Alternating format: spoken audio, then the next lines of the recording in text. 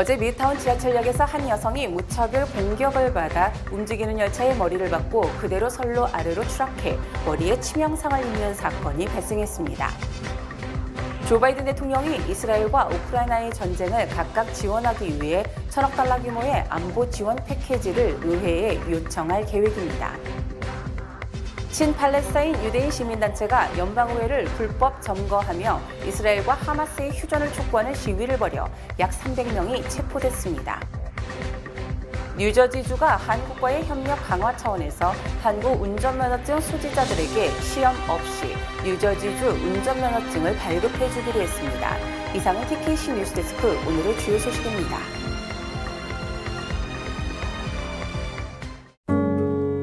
아름다운 제품에서부터 아름다운 사회를 만들기까지 키스는 뉴욕에서 시작하여 현재는 전 세계 12,000명의 직원들과 함께 끊임없이 도전하는 기업입니다. 사람을 생각하고 존중하는 기업. 키스는 한인들이 사회의 주인공이 될 수 있도록 든든한 버팀목이 되겠습니다. 글로벌 뷰티 기업 키스. 당신을 위해 더 든든해졌습니다. 당신을 위해 더 넓어졌습니다. 당신의 가능성을 위해, 당신의 비즈니스를 위해 20년 한결같이 사람이 중심이 되는 은행. 20년의 든든함으로 더 큰 가능성을 만들어갑니다. Discover your possibilities. PCB Bank. 더 든든한 힘으로 더 전문적인 금융 서비스로 비즈니스의 가능성을 찾습니다. PCB뱅크 제공입니다. 시청자 여러분 안녕하십니까? 10월 19일 목요일 TKC 뉴스데스크 첫 소식입니다. 어제 미드타운 지하철역에서 한 여성이 무차별 공격을 받아 움직이는 열차의 머리를 맞고 그대로 선로 아래로 추락해 머리에 치명상을 입는 사건이 발생했습니다. 18일 오후 12시경 오에비뉴 53번가역에서 F열차가 승강장을 떠나던 순간 용의자는 30세 여성을 선로로 밀쳤습니다. 피해 여성은 움직이는 열차의 머리를 부딪히고 그대로 선로로 추락했습니다. 목격자들은 그녀를 플랫폼 위로 빠르게 부축해 올렸습니다. 피해자는 머리에 심각한 부상을 입었으며 서둘러 인근 병원으로 이송돼 수술을 받았습니다.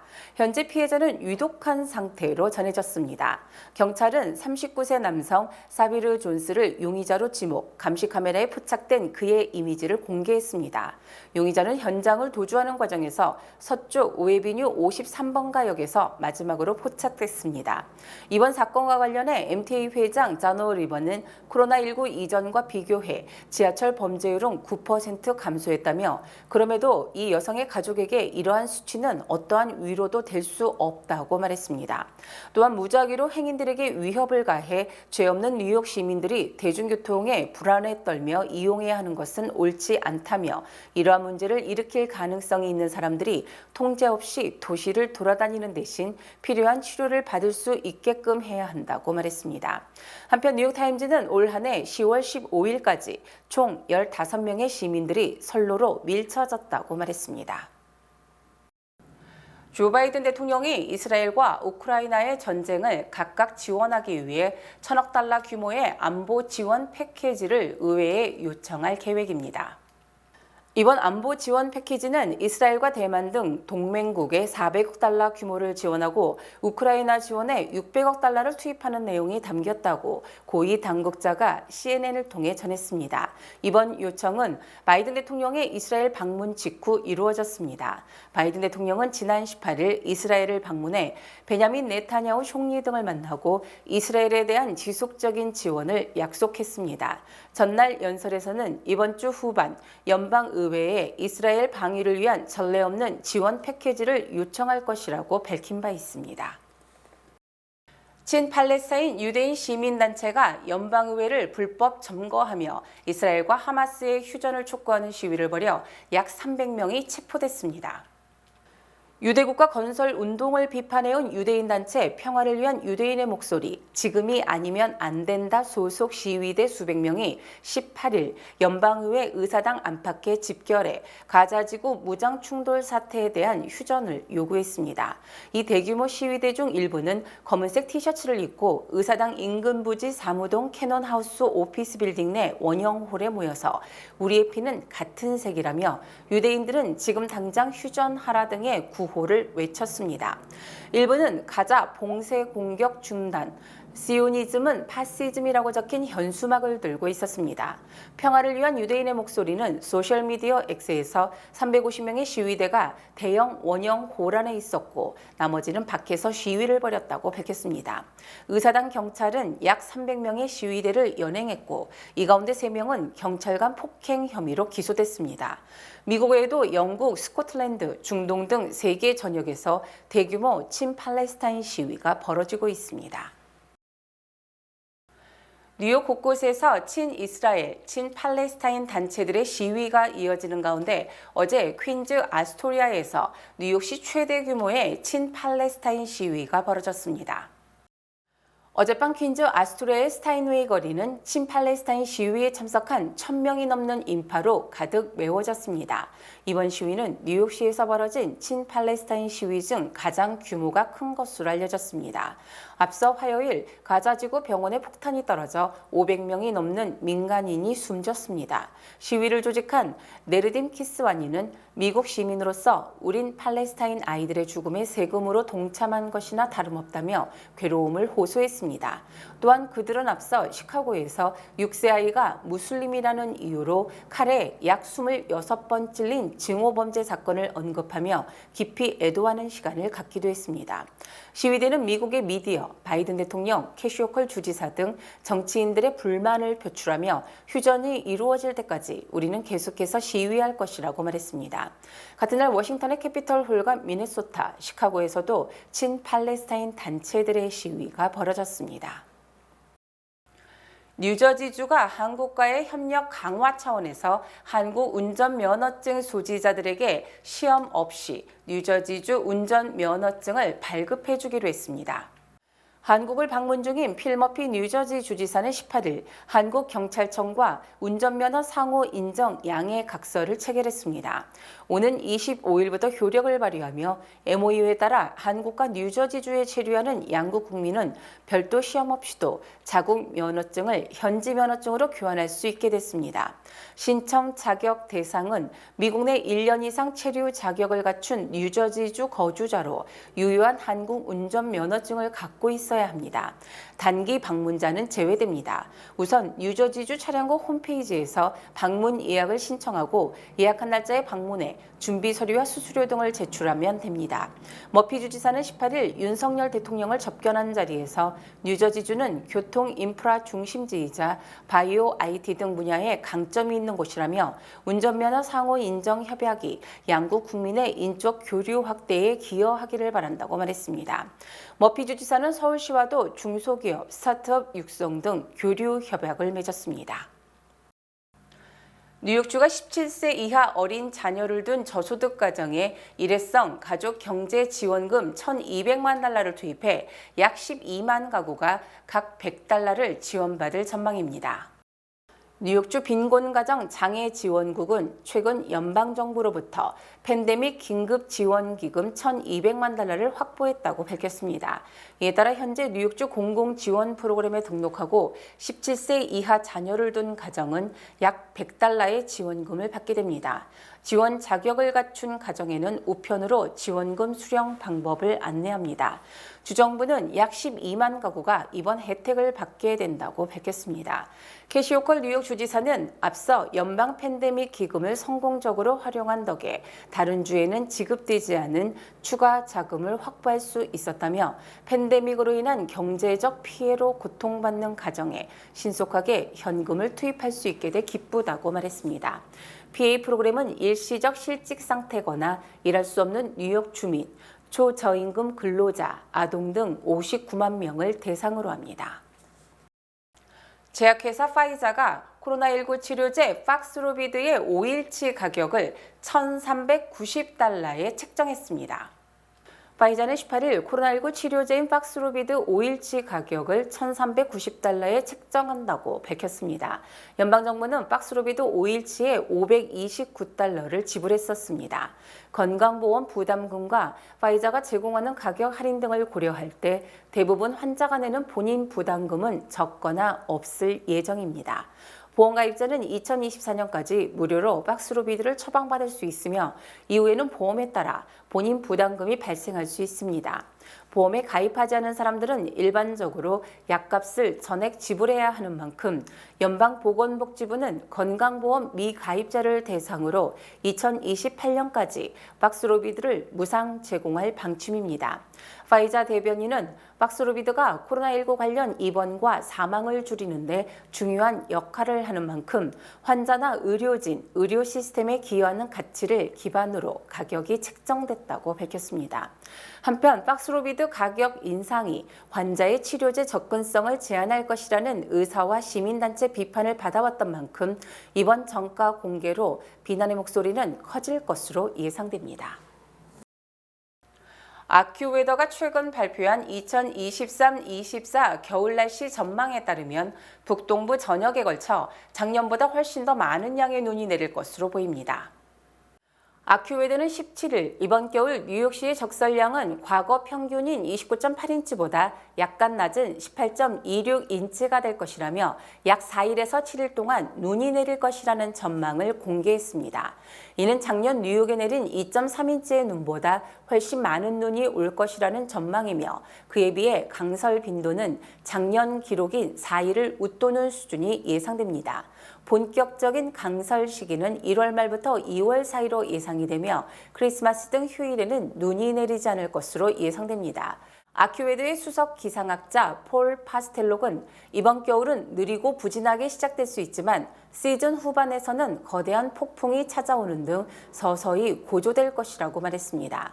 또한 이번 겨울은 2009-2010년 겨울과 양상이 비슷하다며 당시 뉴욕시엔 51.4인치의 눈이 내렸고 2월 한 달에만 36.9인치의 눈이 내렸다고 말했습니다. 11월에는 노리스터 가능성이 있지만 1월과 2월에 찾아올 폭풍만큼 강력하지는 않으며 겨울의 초기까지는 한파가 심하지 않을 것으로 예측됩니다. 뉴욕시경은 인공지능 기술을 이용해 경찰의 바디캠 영상을 분석하고 개별 경찰관의 현장 전문성을 평가하는 파일럿 프로그램에 참여했습니다. 자세한 소식 박채은 기자가 보도합니다. 시카고 기반 기술회사 트루레오는 13일 뉴욕시경과 AI 바디캠 분석 파일럿 프로그램에 계약을 맺었다고 발표했습니다. 파일럿 프로그램은 경찰관의 바디캠 영상에서 경찰관과 시민 간의 대화를 기록하여 경찰관의 언어를 모욕, 욕설, 위협 또는 설명, 감사로 분류해 표시합니다.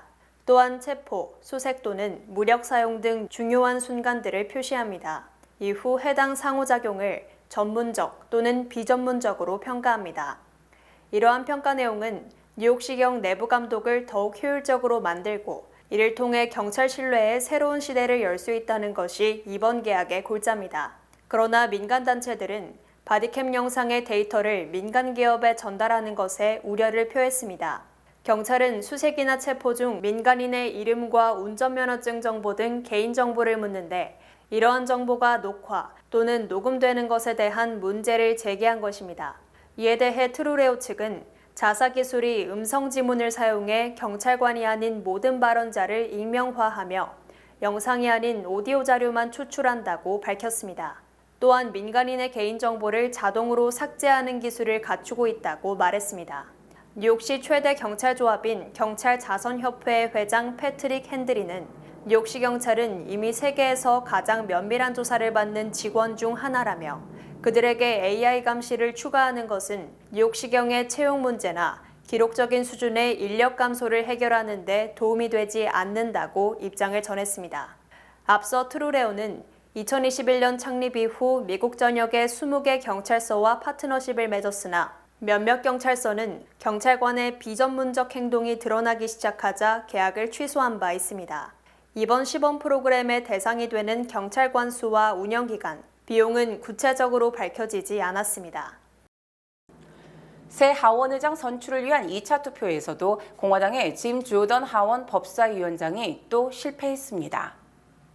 새 하원의장 선출을 위한 2차 투표에서 공화당의 짐 조던 후보는 199표에 그쳤고 민주당의 하킴 제프리스 후보는 212표를 유지해 아무도 과반인 217표에 도달하지 못해 하원의장으로 선출되지 못했습니다. 2차 투표에서 짐 조던 하원 법사위원장은 반대표를 4~5표로 줄여야 함에도 1차 때의 20표보다 2표가 늘어난 22표를 기록했습니다. 이로써 짐 조던 하원 법사위원장이 반대파 동료 의원들을 설득해 하원의장에 오를 가능성은 갈수록 낮아지고 있지만 조던 위원장은 하원의장 후보에서 사퇴하지 않고 반대파 설득 작업에 나서겠다는 뜻을 고수하고 있습니다. 연방하원은 올 1월과 마찬가지로 217표를 얻어 새 하원의장이 선출될 때까지 휴회와 호명 투표를 계속할지 아니면 임시 하원의장을 공식 선출하고 예산안 등 기본 업무를 진행하는 권한을 부여할지 선택해야 합니다. 연방정부가 이스라엘을 공격한 하마스와 관련된 인사와 단체에 대해 전격적으로 제재를 단행했습니다. 재무부는 18일 조 바이든 대통령의 이스라엘 방문에 맞춰 이슬람 무장 정파 하마스의 자금줄을 압박하기 위한 제재 조치를 발표했습니다. 재무부 해외자산통제국은 이날 가자지구와 수단, 튀르키예, 알제리, 카타르 등에 있는 하마스의 조직원과 정보원, 자금 모집 조력자 등 10개 개인과 조직에 대한 제재에 들어갔다고 밝혔습니다. 재무부는 제재 대상은 하마스의 비밀 투자 자금을 관리하는 조직원, 이란 정권과 밀접하게 연결돼 있는 자금 모집 조력자, 하마스의 핵심 지휘관, 가자지구에 있는 가상자산 거래소와 거래소 운영자라고 밝혔습니다. 미 재무부는 이들에 대한 제재는 가자지구와 요르단강 서안 등지에 있는 하마스의 자금줄을 뿌리 뽑기 위한 미국의 지속적인 노력의 하나라고 말했습니다. 세계 최대 전자상거래업체 아마존이 처방약을 드론으로 배송하는 서비스를 개시했습니다. 아마존은 18일 텍사스주 컬리지 스테이션시에서 처방약 드론 서비스를 시작했다고 밝혔습니다. 이 지역에 거주하는 프라임 에어 가입 고객은 아마존 약국을 통해 신청한 처방약을 드론으로 배송받을 수 있습니다. 배송받을 수 있는 약품은 독감이나 천식과 같은 일반적인 질환에 대한 약부터 500개 이상에 달하며 배송에 따른 추가 비용은 들지 않는다고 아마존은 설명했습니다. 또 처방약은 신청 이후 목적지까지 1시간 내에 드론이 고객의 문 앞에 떨어뜨리게 된다고 덧붙였습니다. 아마존은 수년간 드론 배송에 공을 들여왔으며 2016년 영국에서 시범 배송 이후 지난해 말부터 미국 일부 지역에서 물품 배달 서비스를 해오고 있습니다. 뱅크 오브 호프가 뉴욕, 뉴저지 진출 25주년 기념 개인 체킹 계좌 프로모션을 진행합니다. 개인 체킹 계좌를 개설할 가장 좋은 기회, 지금 가까운 지점을 방문하세요. 본 프로그램은 희망을 설계하는 전문가들의 은행, 뱅크 오브 호프 후원입니다. 주요 단신 전해드립니다. 중국 경제가 올 들어 3분기까지 회복세를 이어가고 있다고 밝혔습니다. 한 장례식장에서 악취 신고를 받고 조사한 결과 지난 6일 시신 115구를 발견하고 17일 75구를 발견해 총 시신 189구를 발견했습니다. 어제 아침 프랑스 전역의 14개 공항에서 폭탄 테러 위협이 발생해 사람들이 긴급 대피하는 소동이 벌어졌습니다. 넷플릭스 3분기 기준 전 세계 구독자 수가 전분기보다 876만 명 증가했지만 넷플릭스는 수익성 개선이 필요하다며 베이직과 프리미엄 멤버십 가격을 각각 $2, $3를 인상했습니다. 테슬라는 18일 장 마감 후 3분기 실적을 발표한 가운데 일반 회계 기준 순이익은 18억 5,300만 달러로 지난해 같은 기간 32억 9,200만 달러보다 44% 감소했습니다. 카나다 클릭 연구소 연구팀은 나이와 성별, 키, 체중 등 기본 건강 데이터와 스마트폰에 녹음된 목소리로 E형 당뇨병 여부를 86% 이상의 정확도로 판별할 수 있는 AI를 개발했다고 밝혔습니다. 지난 토요일 밤 그랜드 센트럴 42번 가역에서 여성의 얼굴을 주먹으로 가격한 뒤 도주한 남성이 그녀가 유대인이어서 때렸다라고 말한 것으로 전해졌습니다. 캐시오컬 주지사가 이스라엘을 방문한 지 이틀 차인 어제 그녀의 아버지가 향년 87세의 나이로 별세해 이스라엘 통곡의 벽에서 부친을 애도했습니다.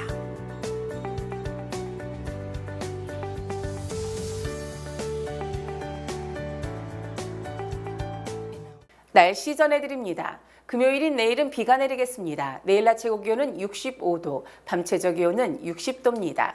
해 뜨는 시각은 오전 7시 12분, 해 지는 시각은 오후 6시 7분입니다.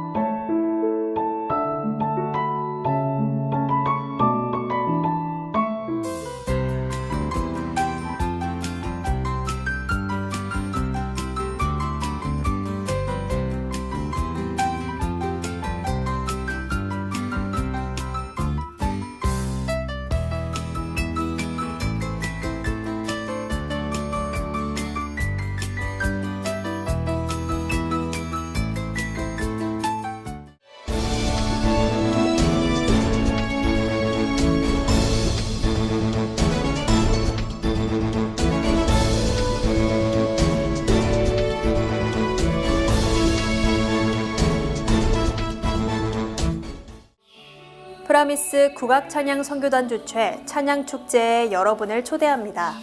주의 길을 가리라라는 주제로 열리는 이번 찬양축제는 10월 29일 일요일 오후 5시 프라미스 교회 예루살렘 성전에서 열립니다. 이번 축제는 국악찬양 선교단이 활발한 선교 활동을 펼치도록 후원하기 위해 마련됐습니다. 여러분들의 적극적인 참여와 후원을 부탁드립니다. 이상으로 10월 19일 목요일 TKC 뉴스데스크를 마칩니다. 시청해주신 여러분 고맙습니다.